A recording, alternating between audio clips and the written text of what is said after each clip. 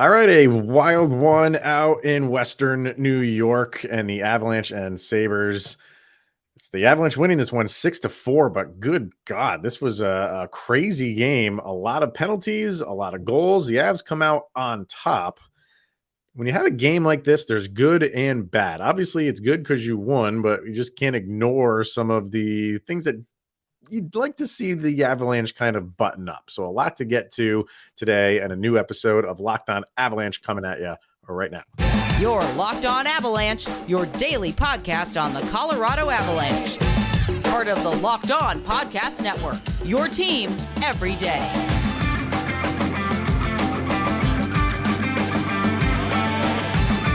All right, everybody, welcome to the Locked On Avalanche podcast, part of the Locked On Podcast Network, your team every day. I am your host, Chris Maselli. With me, as always, Mr. Shaggy Von Doom, Kyle Sullivan. Thank you for making this your first listen of the day. That's always appreciated. Follow us on our social media outlets, LOPN_Avalanche on Twitter, Locked On Avalanche on Instagram. Questions, comments, concerns, and opinions, lockedonavalanche@gmail.com. And follow us on our YouTube channel. Over on YouTube, hit subscribe. Get notified when a new show goes live. So what we were saying leading into this game with Buffalo is you want a bounce back game. It really didn't matter who you were playing, but you saw Buffalo on the schedule. They're struggling a little bit. Like, okay, maybe this is a game where we can not skate through it. You really can't do that in any NHL game, but you felt pretty confident that the Avs would bounce back, get 2 points. And they did. So from that aspect, it's good. You had a loss. You followed that up with a win. How you did it, though, is not how you want every game to go. If you're watching this game and you're just you're average hockey fan, that was an exciting game for you, and it was an exciting game. I'm not trying to take away that it wasn't. But man, like there's if you're the coaching staff, you're definitely taking the day off to kind of go over a lot of videotape to tighten up some certain things that happened in this game against the Sabres.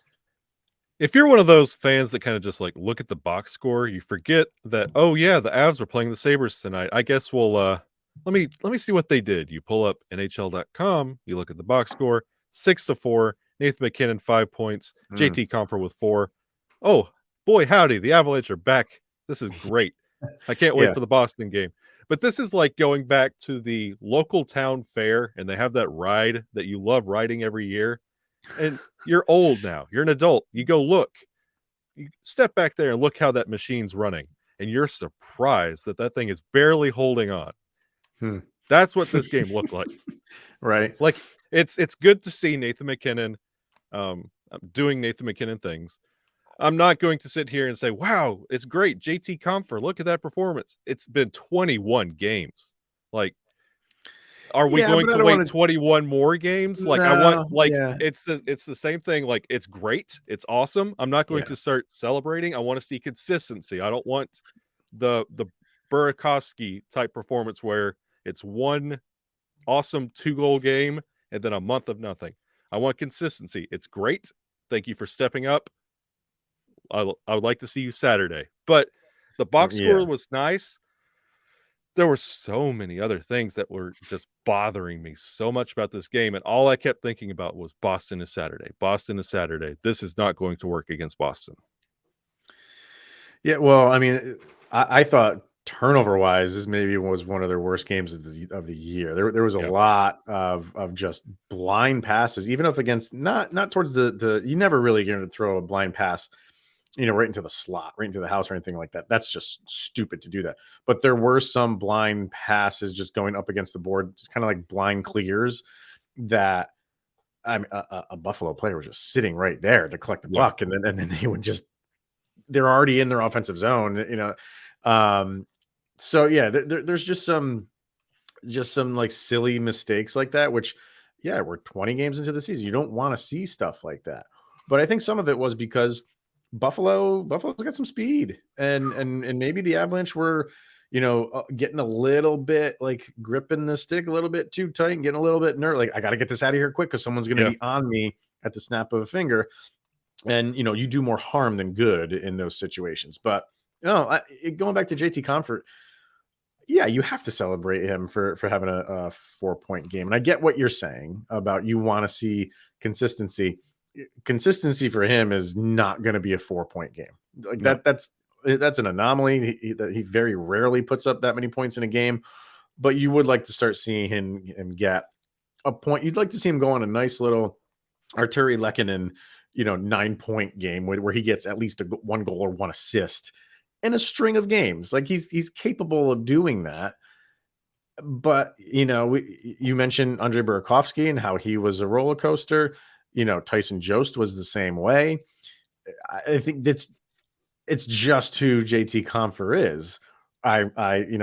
If Nathan MacKinnon didn't go off for 5 points, he's easily the first star of this game.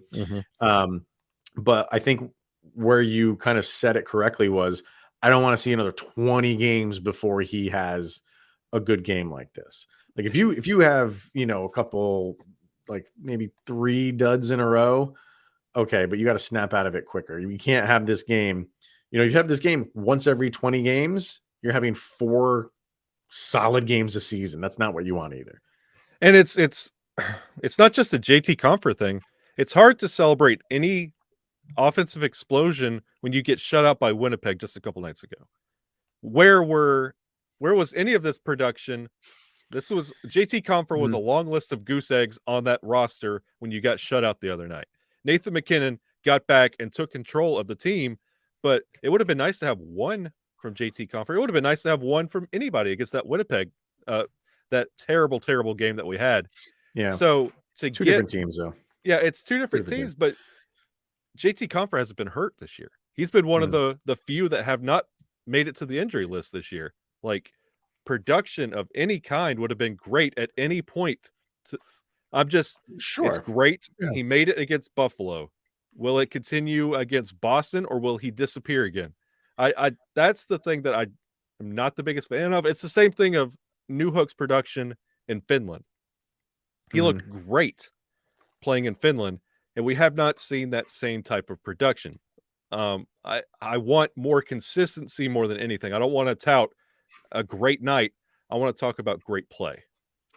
Well, and I don't want to just kind of zero in on him after that Winnipeg game, because but your point is taken about you want somebody to step up when you're having a team-wide struggling night. Who's the guy that can kind of try to pull us out of this? And you look to guys like Nathan MacKinnon to do that. And it's just, they're 2 teams in 2 different areas right now between Winnipeg and Buffalo. And while we were talking about Buffalo, how that game that, they had against Tampa when they had a 2-goal lead late and they blew it. And then I said that was yesterday's episode about how this is a team learning. They're better. And you saw that they're better, but they're still learning kind of how to play as a team. They're learning how to close games out. And you saw it. You saw it tonight when it was up and down. Like when the Avs got the lead, they had that 5-on-3 for almost a full 2 minutes. I think it was a minute and 56 seconds. And they got two power play goals right off of that 5-on-3. They took a 3-2 lead. Things like that, and I'm not saying they should have killed a 5-on-3. That's very difficult to do. But once they gave that lead up, in my thinking was, this is where the Avalanche just continue to just separate themselves. And I think the Avs got another one to go up 4-2. But you saw Buffalo scrap and come back. So that's good. Yeah. And then they do a couple things where they gave up so many rushes to the Avalanche. They're just not there yet. But you can see all the pieces in place. So that's the difference. Like the Avalanche had just like free reign to do whatever they really wanted to do at times, because it's a complete, like, Winnipeg is not that team. Winnipeg is not going to let you do whatever you want to do. And even though they have a 3, 4, and 5 goal lead, you're not going to overcome that against a team like Buffalo. You could, because they're still learning how to play in this system, and they're a young team. it's just night and day. So I don't want to sit here and not give JT Compher a ton of credit for getting a 4-point game. I don't care who you're playing. If you're playing Arizona, a 4-point game is a 4-point game. That's great. So I don't want to say like that because he couldn't do it against Winnipeg. It's not that impressive. I think it's even all the more impressive because he struggles to get 4-point games. So kudos to you. I'm not so much downplaying him. I'm just it's about time. It's more about a frustration. Like we've had losses. We needed this. I want to see him build on this because JT Compher's been around as long. I mean, he's one of the senior members of this squad. He's been around for a very long time. He knows how to play Avalanche hockey. We have to keep building on this. It's great. 4 points is awesome. You looked great out there. Continue. Don't get happy you had a 4-point night. Well, he should be happy at 4-point. Well, don't he can't be happy as a 4-point back night. Into nothing. Don't sink back into the invisible spot on the roster. Okay. Yeah. That's because what's he got on the seat? Let me see. Where's his game logs here? 1, 2, 3, 4, 5, 6, 7, 8. So before this game, he had 8 points on the season. So he had half his full season output in this one game. Yeah, I mean, I get all that, but give him some stick taps and see. This is like for him to have this game now, like you said, like going into Boston. Let's see you do it in Boston. He has way more confidence right now going into Boston than he did coming out of Winnipeg. That's very true. Let's see what happens in Boston. Boston's going to be tough. We'll talk about them a little bit later.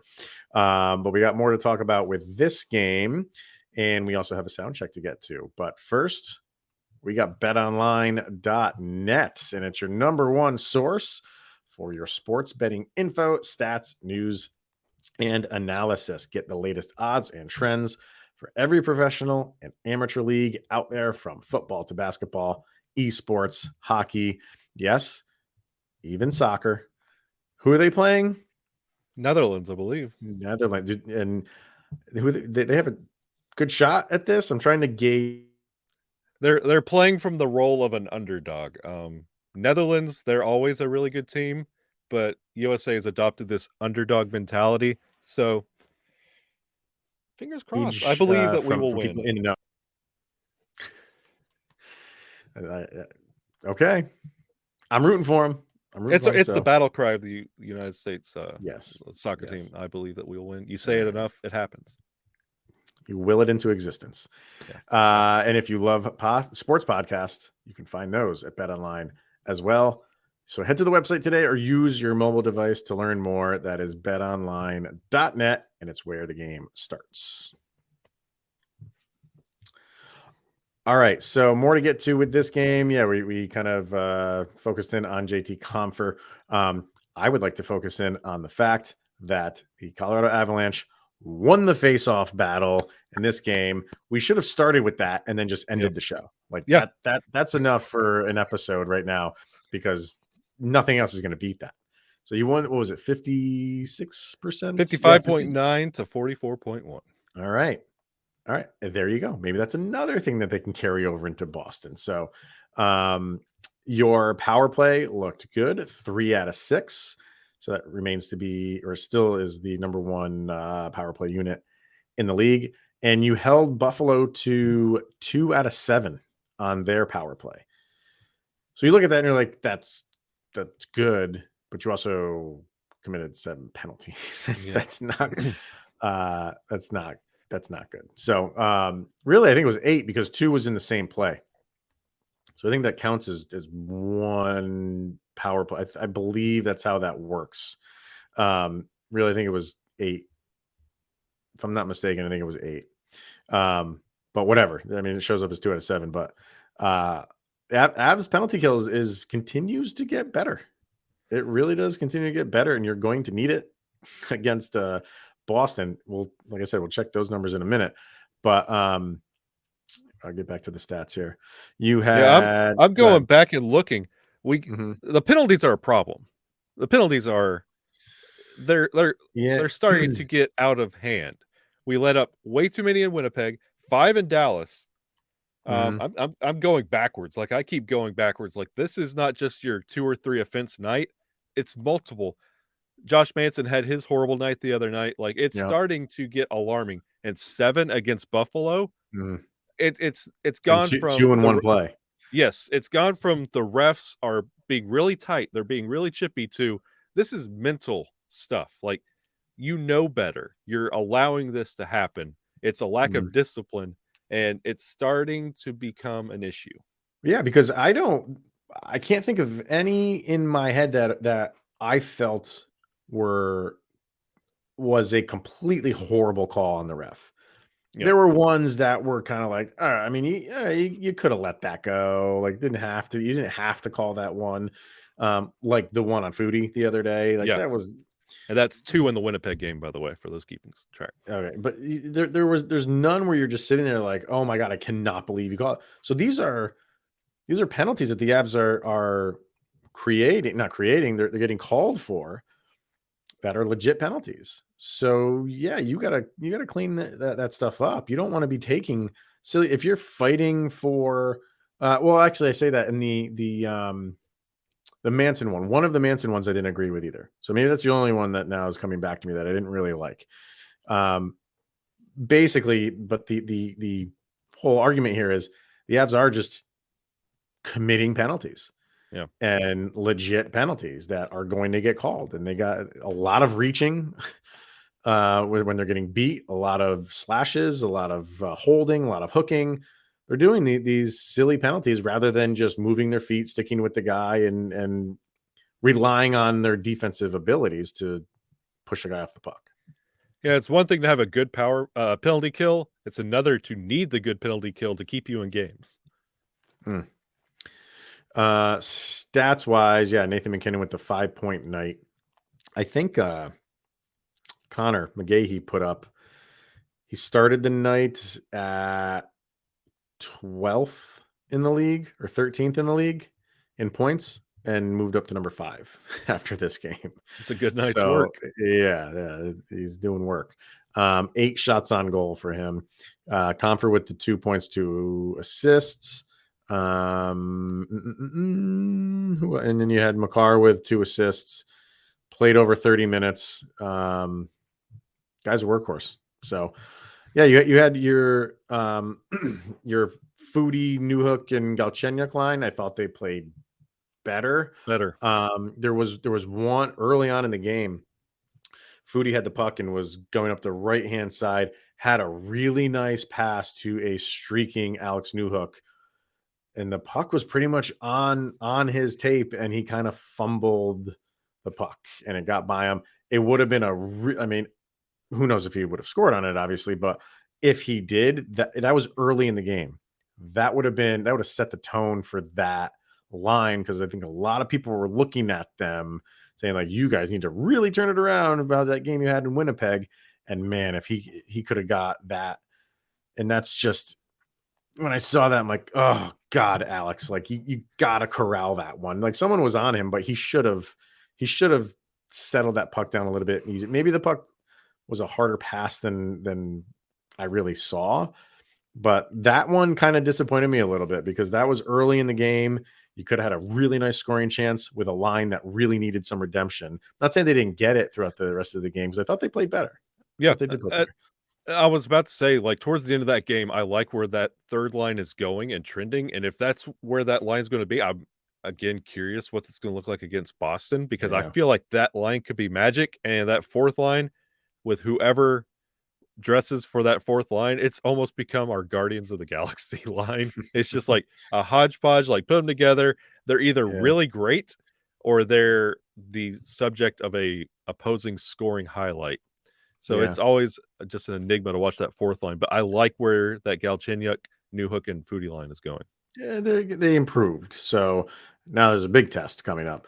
Yeah, I will say, like, I'm kind of liking Anton Bleed, like I how do he too. plays, man. Like he goes after it. You know what I mean? Like he doesn't slow down. He goes full speed into the boards, whether he hits you or just slams right into the board.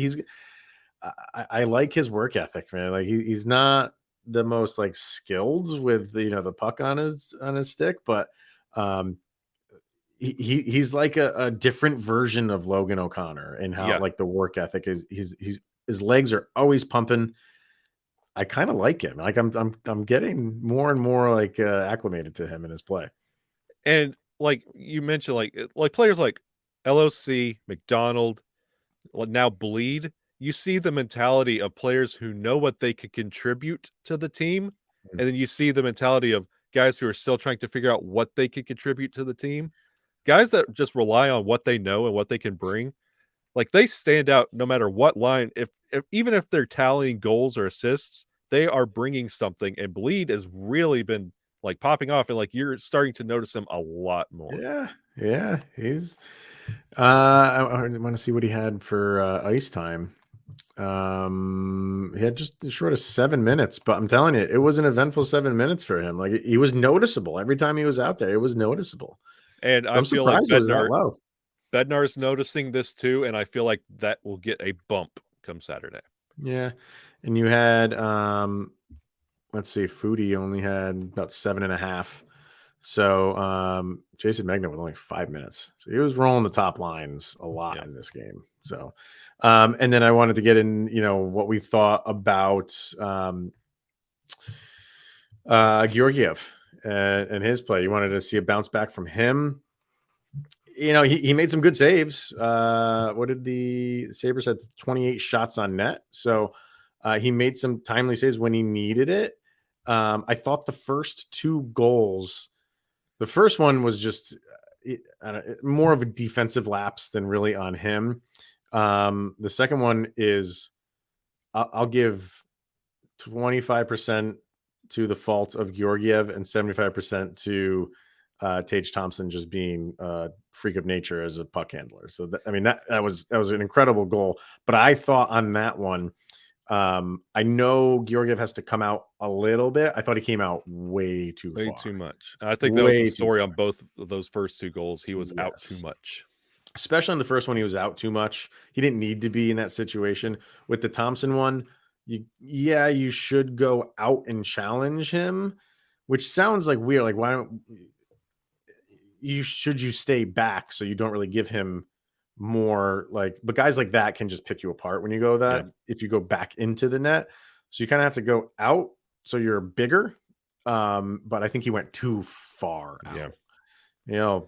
Send Britt a message and see if I'm wrong and thinking that. But I just thought he would, like you said, you got to challenge him to some capacity. But when he was that far out, Thompson just with a couple dangles and it was over. You can't underestimate and overplay Tage Thompson. He is elite. Yeah, he is. He really is. And he's a big body. And to be able to, he's like Mikko. He's really like a Rantanen. He really is. All right, let's get to our sound check of the day. A couple songs that we feel best summarize the most recent game. This one is obviously the Avalanche and the Sabres. You can head on over to Spotify, search for LOA Soundcheck. This is volume 2, and follow along whenever our new songs get added. Check them out. So what do you got for this one? Going with my heart. This is a soul song. Oh, jazz? You like jazz? Yeah. If you are a fan of Preacher, God likes jazz. It's a great series. You need to check it out. This is kind of a battle cry for the Buffalo game going into Saturday. Okay. Kill switch engage. B1. Yeah. Very nice. Don't be deceived. Strength and salvation. Like it's a battle cry. Rally up the guys. Like, don't believe in what's going on so far. You guys have to band together. This has to be a full team effort going into Saturday, because that is probably the biggest test Colorado's has faced all year.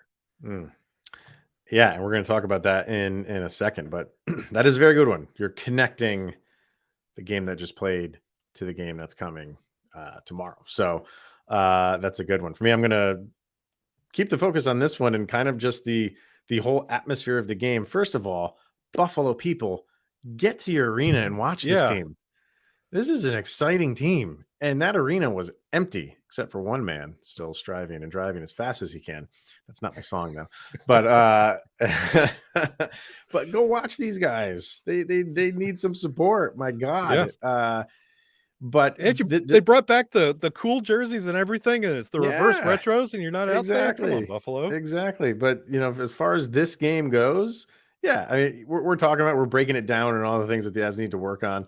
But like I said in the beginning, from just a fan standpoint, this was an exciting game.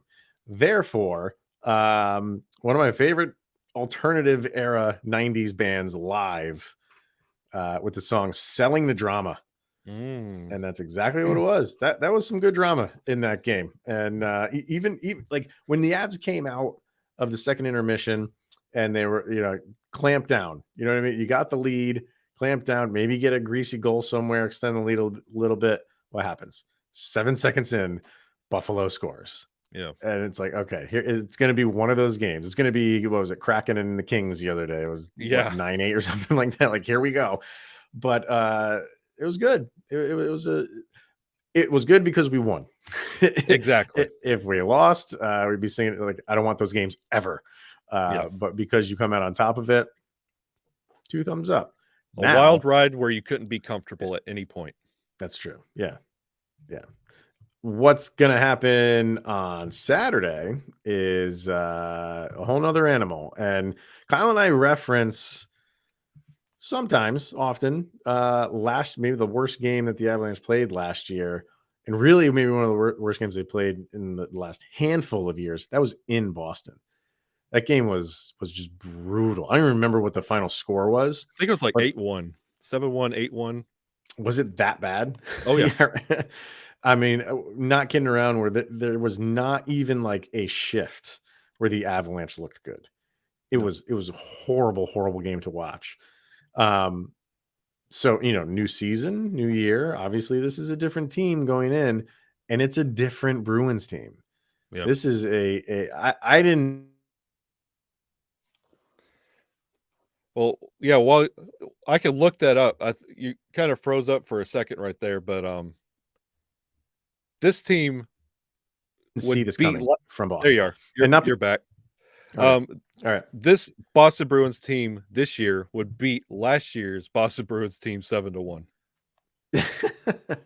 Yeah, no, that's I don't know when I got cut off, but this is a different team. I didn't see it coming from this Bruin team, and not because I don't think that they're good. We know they're good. They've had the same group of guys, it seems like, for a very long time. So that they're going to be good. They're going to be, in a lot of games. To have this start, I think this is like, isn't this like their best start ever? If I'm not mistaken. I think so. I've heard that. I've heard it a couple times. I'm not really up to date on the Bruins history, but yeah, I try not to look at Boston Bruins highlights on the daily, but yeah. I think it is one of their best starts in years. I think it is, record wise it is, but stats wise, they're up there on almost every important stat. Goals for per game, they are number 1 in the league. They're almost 4 goals a game. Almost. They're at 3.95. Assists, they are second in the league. Just overall team points, they are second in the league. Their power play, we'd say that the Avalanche are number 1 on the power play, and they are. The Bruins are number 2.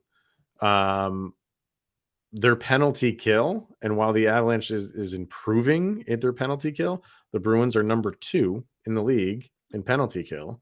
So they have a great power play and they have a great penalty kill. The Avalanche have a great power play and a much improved penalty kill. So when this game goes to, penalties and who's playing the game most in the box, that might make or break this game. Like we said earlier, the Avalanche are committing way too many penalties. That is doom if you do that against this Bruins team. It's just not. That is a recipe for disaster. They have to stay out of the box in this game. Not only stay out of the box, but you have to stay on your assignment. Like, you have to play an almost flawless game from where this current Colorado Avalanche team is sitting. it's like the Winnipeg game times 2. Like, this team plays good hockey, and the second you mess up, it's going to make it impossible to catch back up because they're just going to keep rolling. You know how we were rolling towards the end of last year? This is what Boston's came out of the gate doing. They So did, and they it's haven't gonna slowed be down. hard to catch up. Yeah, they have. You can't let them get that first goal and get out to an early lead. You don't want to give up that, goal in like the first minute or 2 minutes of the game. It's a tough crowd there, so they're obviously going to be involved. And if you give them any more reason to go even more crazier, it's tough. It's a tough environment to play in. It was a 5-1 game last year. I went to go look it up. It felt like 8-1. You weren't that far off. 5-1 is surprising that's what it was. That was bad. That was really bad. It was a bad game. Your usual suspects are doing what they normally do. Pastrnak, 14 goals, 18 assists, 32 points, 22 games. Bergeron in 22 games has 9 goals and 10 assists. That's 19 points. David Krejci's got 8 and 10. Brad Marchand's got 7 and 11. Hampus Lindholm 4 and 14. Like it just goes on and on and on. Like there's plus minus. There's 2 players who are minus on the team. Anton Strawman, who's -3. He's only played 8 games, and I'm sorry, not familiar with Jacob Broly. I'm assuming there's a Z in front of it. It's ZBORI. So it's Broly or is Broly? I don't know. He's a -1. Everybody else is in the plus side, including Lindholm at +20. So this team can score, they can defend. They're one of the most complete teams right now. And I did the Locked On NHL with Adam, and how we do power rankings is by division now. We don't do like the 1 through 32. But I asked him, I was like, obviously you're going to be putting the Devils and the Bruins right now at the top. Who would you put at number 1? There's really no wrong answer there. And he went the Boston route because of just the experience that they have. I put a shot in for your Devils when we were talking. Yeah. But he's right. It's just this team, they got off to a great start and they know how to keep winning. Yep. So you don't expect this big like drop off from them because they're so conditioned and they've played so many years together. They can just go out there. It's just second nature to them how they play their game. And it's a good test for the Avalanche on how to overcome a superior talent, which we haven't had to face in quite some time. Like a team that you have no, like, they're in a league above. The Avalanche have usually been that team. We're in a place now where we have to play up to a team. So that's going to be a nice test for this team. And for the new names on the team that we mentioned, like Bleed and Foodie and even Newhook, like to see how teams are comprised, like what you have to face. You just can't go in there and continue to do what you're doing to see what the upper echelon in the league is doing, because that's not Colorado right now. We have to get back to that. And to overcome that, if we can escape Saturday with a win, bring it on. Huge. I will be so happy. That's huge. And I kind of hate, like, this is where I hate the scheduling for the NHL, because if the Avs had, a much healthier team and went in there with a team that we know, like all the guys that they're missing, I'd feel really good about it. I'd be like, let's get it on. Let's do this. Yeah. This would be fun. And the fact that we're playing them both times for the year in less than a week, we're not going to see that matchup. Yeah. You know what I mean? If the second matchup was in March or even February, we'd see more of what this potential series could really be. But we're not going to get that. We're going to get the Avalanche with a decimated roster, but still has to go out there and play, but you know what I mean? It's just, it's, I don't like that they're playing them so close together. They're 2 times out of the season, because we don't get to see what a real matchup between these two teams could be.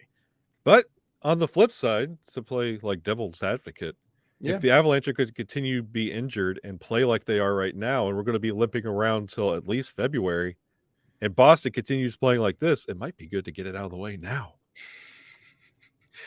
I guess so. Yeah, it's a different way to look at it, but sure, why not? Like if we're going to really be fighting for points and positioning and get through February and the trade deadline and really having to piece this team together and climb our way back up, let's get Boston out of the way. Let's worry about the Central. That's true. You do have to worry about the Central. So, all right. So it'll be a fun game. So definitely tune in for that. We will be back on Monday to break it all down. Aren't they playing Monday too? Let me bring up their schedule real quick. Sunday, they are playing. They're playing the Flyers on Monday. Sunday. Yeah. So, yeah, like we said, December, just games are coming at you left and right. All right, everybody. Glad we got a win. 2 points is 2 points. Doesn't matter how crazy you get them. So it's going to wrap it up. Thank you for making this your first listen of the day. That is always appreciated. For Mr. Shaggy Von Doom, Kyle Sullivan, I am Chris Maselli. This is the Locked On Avalanche podcast. Thank you for tuning in. Enjoy the weekend. Enjoy the game.